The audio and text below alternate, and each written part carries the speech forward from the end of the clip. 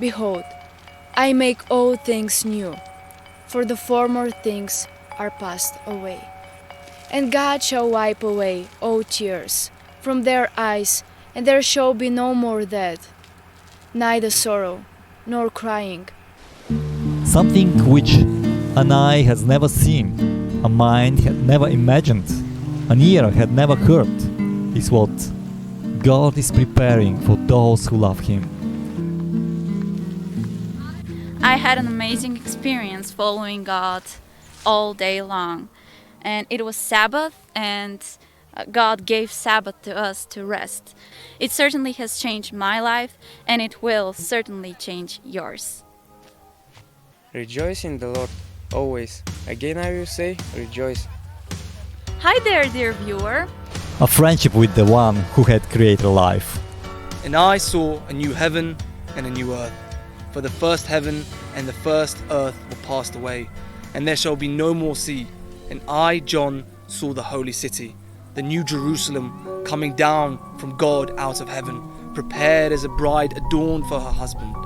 And I heard a great voice out of heaven, saying, Behold, the tabernacle of God is with men, and he will dwell with them, and they shall be his people, and he shall be with them, and be their God. And God shall wipe away all tears from their eyes, and there shall be no more death.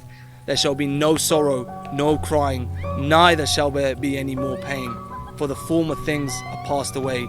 And he that sat upon the throne said, Behold, I make all things new. And he said unto me, Write, for these words are true and faithful. And he said unto me, It is done. I am the Alpha and the Omega, the beginning and the end. I will give unto him that is thirsty of the fountain of water of life freely.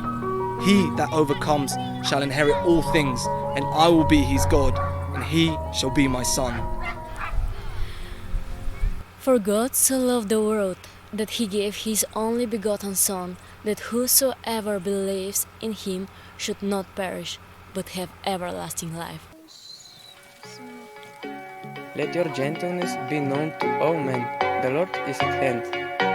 Jesus will just be your friend every single day. If you're alone, he's going to be there to guide you through life and through all the difficulties that you're having. For God sent not his Son to condemn the world, but that the world through him might be saved. It's the key for life. It's so easy and so simple. To live an eternity with Jesus. Then Jesus answered and said, A certain man went down from Jerusalem to Jericho, and fell among thieves, who stripped him of his clothing, wounded him, and departed, leaving him half dead. Now by chance a certain priest came down that road, and when he saw him, he passed by on the other side. Likewise a Levite, when he arrived at the place, came and looked, and passed by on the other side. But a certain Samaritan, as he journeyed, came where he was, and when he saw him, he had compassion. So he went to him and bandaged his wounds, pouring on oil and wine. And he set him on his own animal, brought him to an inn, and took care of him. On the next day, when he departed, he took out 2 denarii, gave them to the innkeeper, and said to him, Take care of him, and whatever more you spend, when I come back, I will repay you.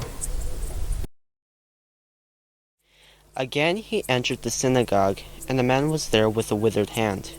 And they watched Jesus to see whether he would heal him on the Sabbath, so that they might accuse him. And he said to the man with the withered hand, Come here. And he said to them, Is it lawful on the Sabbath to do good, or to do harm, to save life, or to kill? But they were silent. And he looked around at them with anger, grieved with their hardness of heart, and said to the man, Stretch out your hand. He stretched it out, and his hand was restored. The Pharisees went out, and immediately held counsel with the Herodians against him, how to destroy him.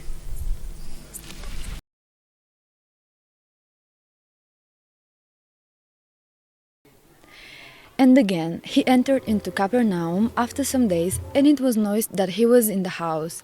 And immediately many were gathered together, insomuch that there was no room to receive them, no, not so much as about the door. And he preached the word unto them. And they come unto him, bringing one sick of the palsy, which was born of 4. And when they could not come nigh unto him for the press, they uncovered the roof where he was. And when they had broken it up, they let down the bed wherein the sick of the palsy lay.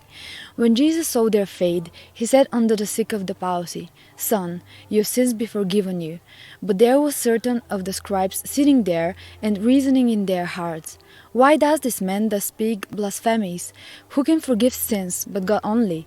And immediately when Jesus perceived in his spirit that they so reasoned within themselves, he said unto them, Why reason all of you these things in your hearts? Whether is it easier to say to the sick of the palsy, Your sins be forgiven you, or to say, Arise, and take up your bed and walk? But that all of you may know that the Son of Man has power on earth to forgive sins. He says to the sick of the palsy, I say unto you, Arise, and take up your bed, and go your way into your house. And immediately he arose, took up the bed, and went forth before them all, insomuch that they were all amazed, and glorified God, saying, We never saw it on this fashion. For God so loved the world that he gave his only begotten Son, that whosoever believes in him should not perish, but have everlasting life. For God sent not his Son into the world to condemn the world, but that the world through him might be saved.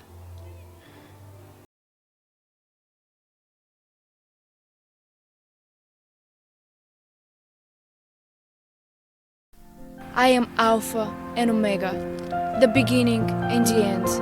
I will give unto him life freely.